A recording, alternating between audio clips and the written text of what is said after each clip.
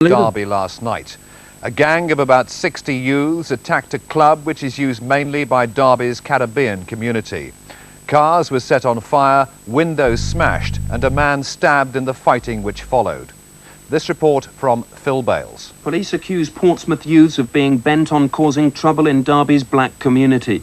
Portsmouth Football Club confirmed it believed the attack on the Caribbean club was carried out by a group known as the 657 crew, which has a reputation for attacking blacks.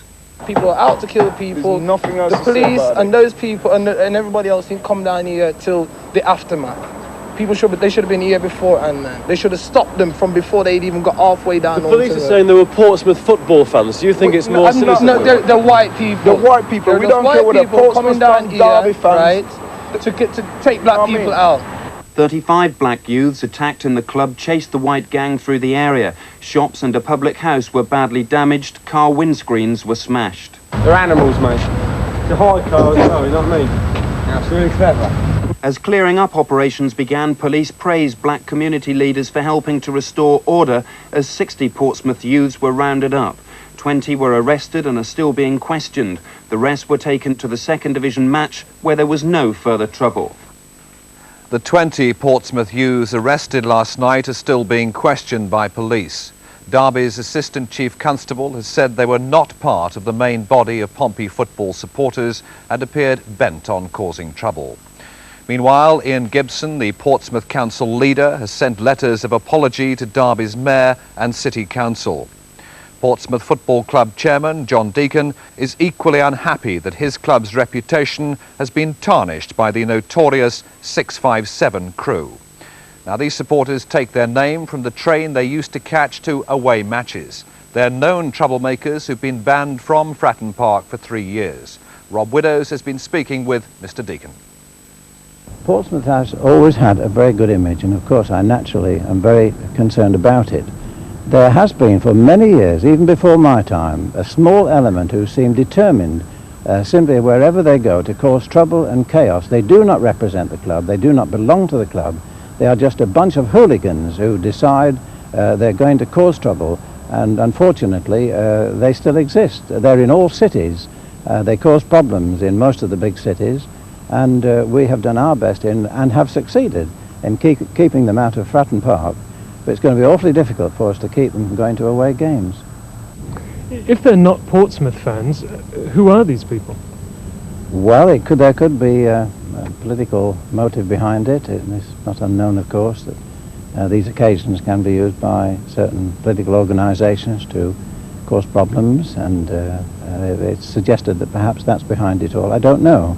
I've no confirmation to confirm that, but that has been suggested. A statement has been made by the Derby Football Club, with which we concur, and it tends to indicate that that really was the cause of the problem. Two workers taken to the street are still being held by police after more than 4 hours of rioting in the streets of Derby last night. The violence broke out in a predominantly black area of the city close to the Derby football ground.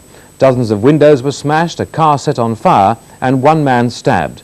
But although the disturbances happened on the night that second-place Derby took on league leaders Portsmouth, the Hampshire team tonight denied that their supporters were at fault. Mr. John Deacon, chairman of Portsmouth Football Club, said there'd been no violence associated with the club for 3 seasons. He added, if a group of yobbos decide to travel to away games and cause trouble, there's nothing the club can do. From Derby, Paul McRae sends us this report. Violence in the shadow of a football ground. Violence on the streets of Derby. The football clubs say what happened had nothing to do with them, but it's thought football supporters started it. It's certain football supporters were among its victims. Well, we came up from Portsmouth today to see the game. We got 200 miles to go home. I don't know where we're going to get this fixed now. The trouble began a mile from the ground, an hour before kick-off.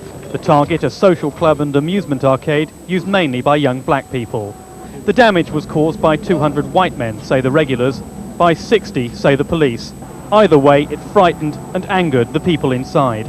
To be in there, quite comfortable and happy, and see 200 people descend on the place and start to smash it up and threaten to damage you within that place, it's a frightening experience.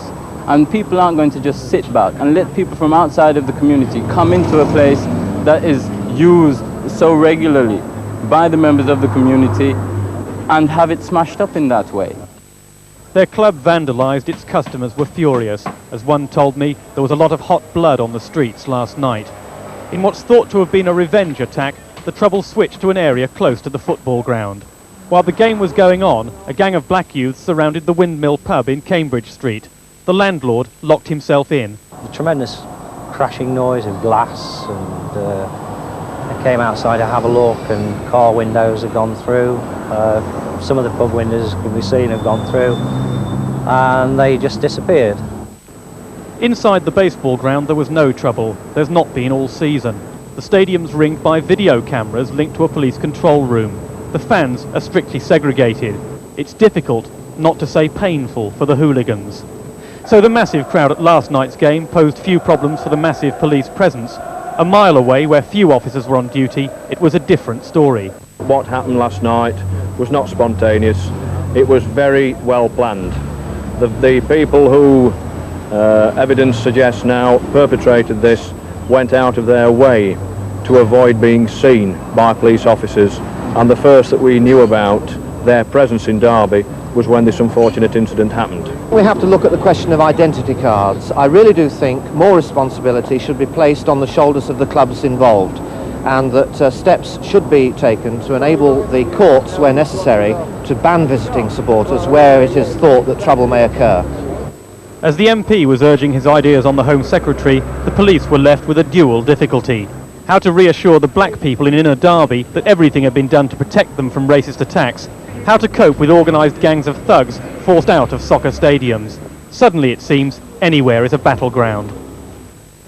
So the unacceptable face of football. Later in the programme, we'll have a report on the actual match that 4,000 well-behaved Portsmouth. For football fans, it was a night to savour in every way, with a crowd so big that the kick-off had to be put back 15 minutes. Among them was Paul McRae. Portsmouth's visit drew Derby's biggest league crowd for 7 years. 21,000 almost saw a goal in the first minute. A bad back pass by Pompey's Noel Blake. Derby's Phil G unable to accept the opportunity. 20 minutes later, Blake did it again. G once more intercepting.